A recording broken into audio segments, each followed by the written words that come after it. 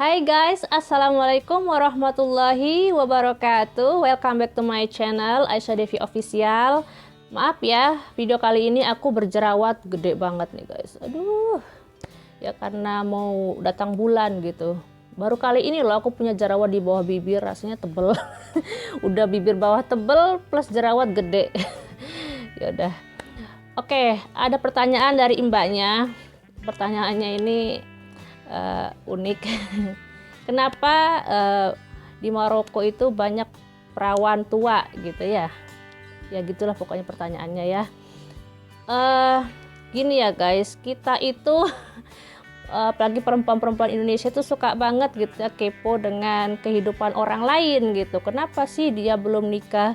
Kenapa sih banyak perawan tua gitu ya? Ya jawabannya karena memang belum datang jodohnya ya. Allah belum kasih dia jodohnya. Mengapa dia kebanyakan di Maroko misalkan itu perempuan-perempuannya belum nikah? Ya karena jodohnya belum ketemu gitu. Belum dikasih. Dan jodoh itu kan rahasia Allah. Ketika Allah sudah kasih jodoh, pasti cepat nikahnya gitu. Sama aja dengan di Indonesia. Kenapa perempuan-perempuan Indonesia mudah menikah gitu? Karena mereka juga sudah ketemu jodohnya gitu. Ada juga ya beberapa yang belum ketemu jodohnya ya, jadi itu tergantung jodoh ya, masalah nikah atau tidak gitu. Yang terpenting ini ya, selama dia belum menikah, dia menjaga keperawanannya, menjaga kesuciannya dan kehormatan dirinya. Itu yang penting ya. Allah akan membalas semua itu gitu. Hal itu tidak akan sia-sia ya. Aku juga tidak memungkiri problematika perawan tua di Maroko, dan aku akan membahas di video ini penyebabnya apa sih banyak wanita-wanita di Maroko ini, di negara ini itu telat nikahnya gitu ya, jadi perawan tua. Yang pertama, ini momok bagi semua perempuan-perempuan di Maroko. Mereka itu takut menikah karena nggak mau tinggal dengan mertua gitu. Kalian sudah tahu kan ya, budaya di Maroko itu joint family, yang mana laki-laki itu masih tinggal dengan orang tuanya meskipun dia sudah dewasa gitu ya. Nah, itu momok yang paling menakutkan bagi perempuan-perempuan Maroko. Takutnya ketika sudah tinggal di rumah mertuanya tidak sama gitu, tidak kebahagiaannya tidak sama seperti tinggal di rumahnya bersama orang tuanya. Kalau tinggal di rumah orang tuanya kan pastinya akan disayang ya. Kalau tinggal di rumah mertuanya belum tentu gitu. Itu jadi momok yang menakutkan bagi perempuan-perempuan Maroko. Kenapa mereka itu kadang sampai telat nikah gitu. Mereka itu lebih memilih telat nikah ya. Telat nikah jadi perawan tua daripada dapat suami lalu tinggal di rumah mertua yang misalkan mertuanya itu yang ya seperti pada umumnya gitu ya. Cekcok gitu. Itu permasalahan pertama. Yang kedua, wanita-wanita Maroko yang dia itu sudah mandiri ya, mereka sudah mandiri, punya pekerjaan yang bagus dan keluarga yang menyayangi juga gitu. Terus dia sudah mendapatkan hal itu gitu ya, duniawi yang bahagia gitu, yang seperti itu. Jadi bagi mereka itu menikah itu nggak terlalu penting gitu. Jadi tadi nggak mau punya masalah setelah menikah gitu, lebih baik sendiri jadi perawan tua gitu daripada punya masalah setelah menikah kayak masalah dengan mertuanya itu tadi. Ya banyak sih, cukup banyak perempuan-perempuan di sini yang mandiri ya, alhamdulillah, karena negara juga mendukung wanita-wanita Maroko itu untuk bekerja gitu. Nggak seperti negara di Saudi pada umumnya dulu itu kan ya, wanita nggak boleh kemana-mana atau harus dengan mahramnya gitu kan ya. Kalau di Maroko beda ya.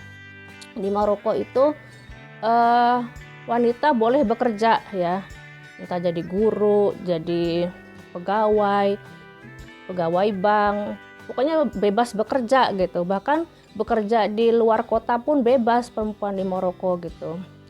Nah itu tadi ya, karena dia sudah merasa mandiri secara finansial, jadi nggak butuh laki-laki gitu. Karena menurut mereka juga laki-laki di Maroko ini kebanyakan kan sangat dimanja, disayang oleh orang tuanya gitu. Jadi gapnya itu ya, kalau perempuan Maroko itu dari kecil sudah diajari kemandirian ya. Beda dengan laki-laki di Maroko yang dimanja, disayang tuh. Jadi pola pikirnya juga berbeda guys. Itu kenapa perempuan-perempuan Maroko yang sudah mandiri secara finansial itu gak butuh menikah. Yang ketiga, ketat memilih pasangan. Nah ini, jadi dia akan terus memilih gitu. Misalkan dikenalin dengan sepupunya, ini loh pria ini baik, tapi menurut si perempuan itu nggak baik gitu. Enggak lah, mungkin kurang finansialnya gitu. Dikenalin lagi dengan sepupu yang ini, ataupun teman orang tuanya, ataupun ya masih sekerabat gitu ya. Biasanya kalau dikenalin dengan orang tuanya pasti yang masih dikenal gitu, kerabat ataupun dari pihak sepupu gitu ya. Nggak mau guys biasanya milih gitu, pemilih ya. Pilihnya itu pinginnya yang mapan gitu ya. Di sini tuh malu loh kalau menikah dapat suami yang maaf ini, yang kurang finansialnya. Perempuan di sini malu ya, lebih baik mereka nggak menikah daripada menikahi laki-laki yang kurang finansialnya. Mereka itu nggak ini ya, nggak terlalu berpikir tentang rezeki dari Allah gitu-gitu. Beda ya pola pikirnya dengan kita. Kalau aku dengan suami itu dulu, kenapa aku menerima suami? Karena dulu itu suami juga belum mapan ya. Ya karena rezeki itu dari Allah ya. Kita hanya ikhtiar, kita ini kan ikhtiar. Rezeki itu dari Allah gitu. Ya pola pikirnya berbeda gitu ya. Itu tadi ya, memilih. Jadi ada juga cerita kerabat itu juga menikahnya di usia 36 tahun itu. Dia ganti-ganti gitu. Kadang pacaran sama ini nggak cocok, bubar. Pacaran sama ini sudah khitbah, lamaran, ternyata bubar, nggak jadi gitu. Alhamdulillah sih tahun ini dia menikah gitu. Sudah menikah, tinggal ini aja, resepsi pernikahan aja. Jadi di sini itu kalau menikah cuma akduz zawaj ya, bisa langsung akduz zawaj, kayak akad nikah gitu loh guys. Di sini tuh. Jadi kalau mau melangsungkan merayakan pesta pernikahannya itu bisa nanti gitu, ngumpulin duit dulu. Lalu yang keempat, keinginan yang tinggi. Keinginan perempuan-perempuan di sini itu kan kalau menikah itu seperti princess gitu ya. Nggak cuma perempuan-perempuan Maroko sih, perempuan-perempuan Arab pada umumnya kan kayak gitu. Jangankan di Maroko, yang di Indonesia, YouTuber yang terkenal misalkan dari Arab itu ya, aku sering nonton vlognya, beauty vlognya Masha ya. Itu kan mewah sekali gitu. Nah itulah yang diinginkan perempuan-perempuan Maroko itu, pernikahannya seperti itu guys. Tapi nggak lihat-lihat kondisi keadaan di negaranya, kan nggak semua laki-laki itu kaya raya seperti itu gitu loh. Dan kalau nunggu yang seperti itu sampai kapan gitu Pak? Sampai nggak ya pastinya sampai perawan tua gitu loh, kalau misalkan jodohnya belum ketemu gitu ya. Yaitu keinginan yang tinggi gitu, ingin calon suami yang kaya raya ataupun bule yang mapan gitu. Jadi kalau menikah dengan pria yang mapan itu bangga loh orang sini itu. Kayaknya gimana ya, tinggi gitu loh. Bangga dengan ke sepupu-sepupunya yang belum nikah gitu. Kalau aku misalkan sudah nikah dengan pria mapan gitu, bangga mereka. Aku ada cerita ini dari gurunya suami. Ketika aku dengan suami anak jalan-jalan sore ya, biasa jalan-jalan sore, terus suami itu ketemu gurunya, guru SMA, ustadznya lah ya. Terus ustadznya tuh melihat suami sudah nikah gitu, nikahnya dengan perempuan Indonesia. Lalu gurunya tuh cerita kalau dia pernah pacaran dengan perempuan Indonesia tapi gagal karena paspor gitu, pokoknya masalah paspor, akhirnya gagal dan dia menikah dengan perempuan Maroko tapi sudah cerai. Nah penyebabnya itu karena perempuannya, istrinya itu suka morotin hartanya, padahal kan kerjanya cuma guru ya, tapi keinginan perempuannya itu tinggi gitu. Di sini tuh banyak terjadi kayak gitu ya. Menikah ingin memperkaya diri, menikah ingin punya misalkan rumah, mobil dan segala macam duniawi itu.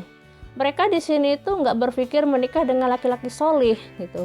Solih kalau miskin nggak mau guys.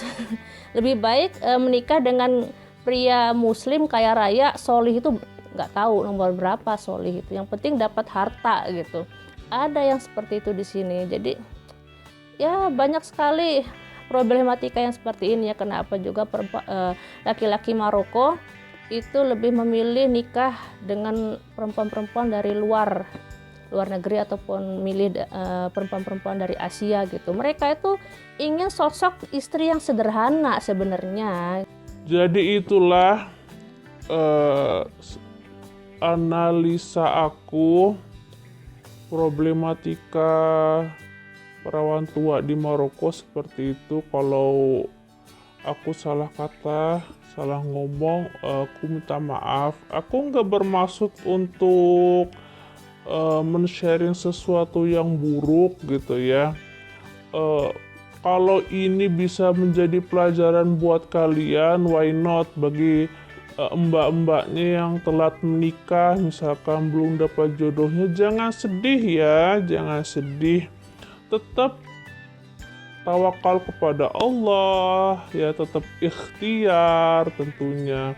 Dan jangan bangga lo pacaran lama-lama ya, jangan bangga. Bagi kalian yang baru datang di channelku dan suka dengan video-videoku, jangan lupa subscribe dan like videonya. Boleh share video-videoku ke sosmed kalian. Thank you for watching and see you on the next video. Bye.